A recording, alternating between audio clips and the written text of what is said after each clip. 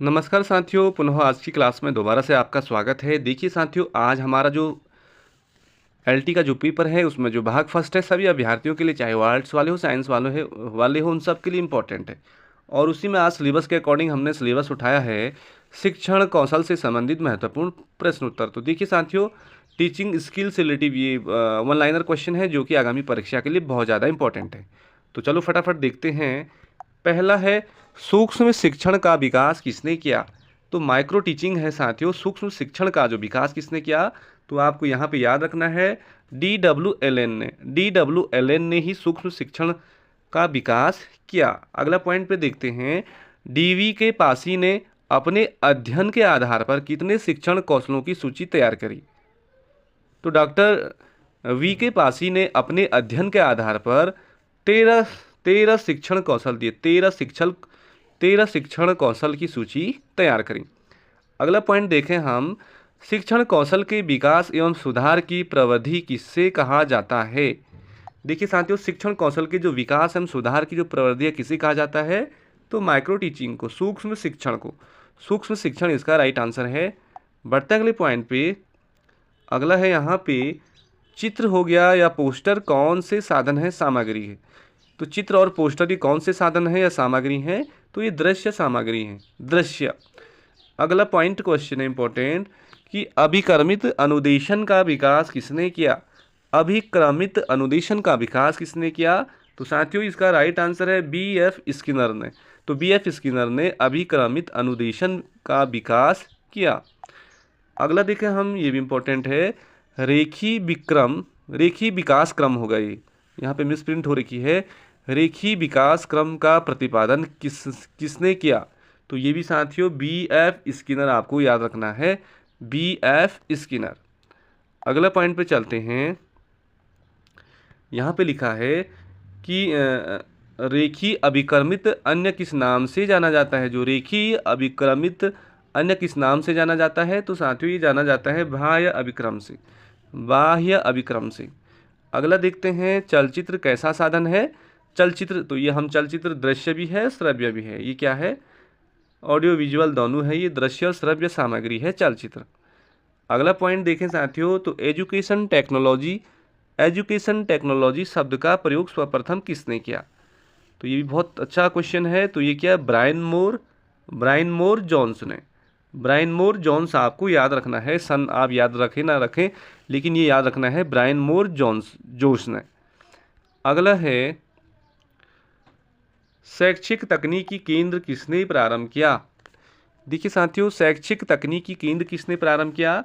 तो NCERT नई दिल्ली ने। NCERT नई दिल्ली ने शैक्षिक तकनीकी केंद्र की शुरुआत करी। अगला पॉइंट देखते हैं, आधारभूत शिक्षण प्रतिमान किसके द्वारा दिया गया? आधारभूत शिक्षण प्रतिमान किसके द्वारा दिया गया? तो रॉबर्ट ग्लेजर के द्वारा। रॉबर्ट ग्लेजर आपको याद रखना है। अगला पॉइंट है, शिक्षण मशीन का निर्माण किसके द्वारा किया गया? तो दोस्तों अमेरिका में किया गया सबसे पहले शिक्षण मशीन का निर्माण 1926 में, 1926 में। और किसके द्वारा किया गया? सिडनी एल प्रेसी के द्वारा। सिडनी एल प्रेसी ने सबसे पहले शिक्षण मशीन का निर्माण अमेरिका में किया। चलते हैं अगले पॉइंट पे। अगला है, टेक्नोलॉजी शब्द की उत्पत्ति किस भाषा से हुई?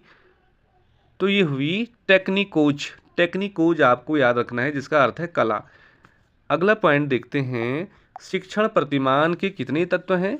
तो शिक्षण प्रतिमान के 4 तत्व हैं। कौन कौन से हैं? पहला है उद्देश्य, दूसरा है संरचना, तीसरा है सामाजिक प्रणाली और लास्ट है मूल्यांकन। तो दोस्तों ये शिक्षण प्रतिमान के 4 तत्व हैं। उद्देश्य हो गया, संरचना होगी, सामाजिक प्रणाली और मूल्यांकन। बढ़ते अगले पॉइंट पे। अगला है, यहाँ पे मिसप्रिंट हो रखी लिखने में, शाखीय अभिक्रम का विकास किसके द्वारा किया गया? शाखीय अभिक्रम या अनुदेशक भी बोलते हैं इसको। ये किसके द्वारा हुआ? नॉर्मन एवं ए क्राउडर के द्वारा। नॉर्मन ए क्राउडर के द्वारा। अगला देखते हैं, एलेन एवं रेयान ने सूक्ष्म शिक्षण के कितने कौशल बताए? एलेन और रेयान ने जो माइक्रो टीचिंग के जो स्किल्स बताए वो 14 बताए, 14। अगला है साथियों, अगला ये बहुत ज़्यादा इंपॉर्टेंट है कि अभिकर्मित अनुदेशन कितने प्रकार के होते हैं? तो ये 3 प्रकार के होते हैं। कौन कौन से होते हैं? रेखी, साखी और मैथेटिक्स। रेखी हो गया, साखी हो गया, मैथेटिक्स, ये अभिकर्मित अनुदेशन के प्रकार हैं, 3 प्रकार के।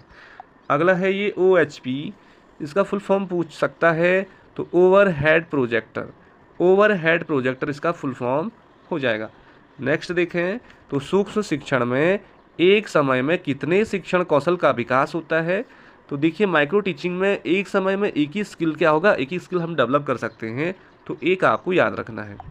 अगला है साथियों, भारत में दूरदर्शन सेवा का औपचारिक रूप से उद्घाटन कब हुआ?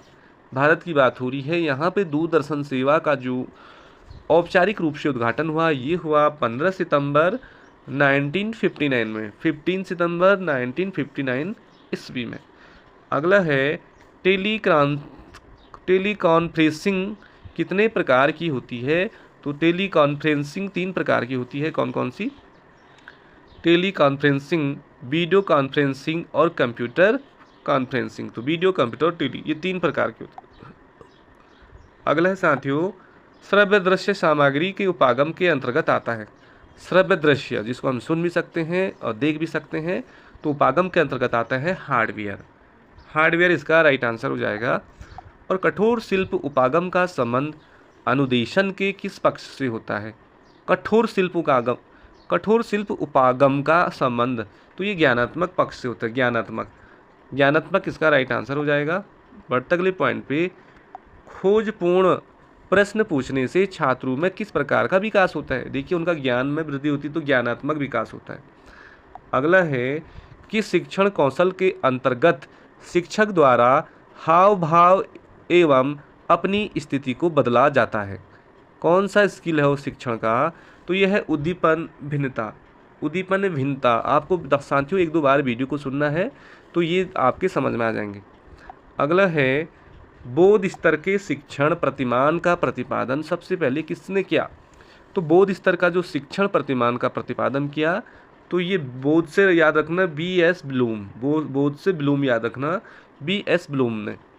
अगला है एजगर डेल के अनुसार किस प्रकार का अनुभव सबसे ज़्यादा स्टेबल होता है, स्थायी होता है? तो ये होता है प्रत्यक्ष अवलोकन।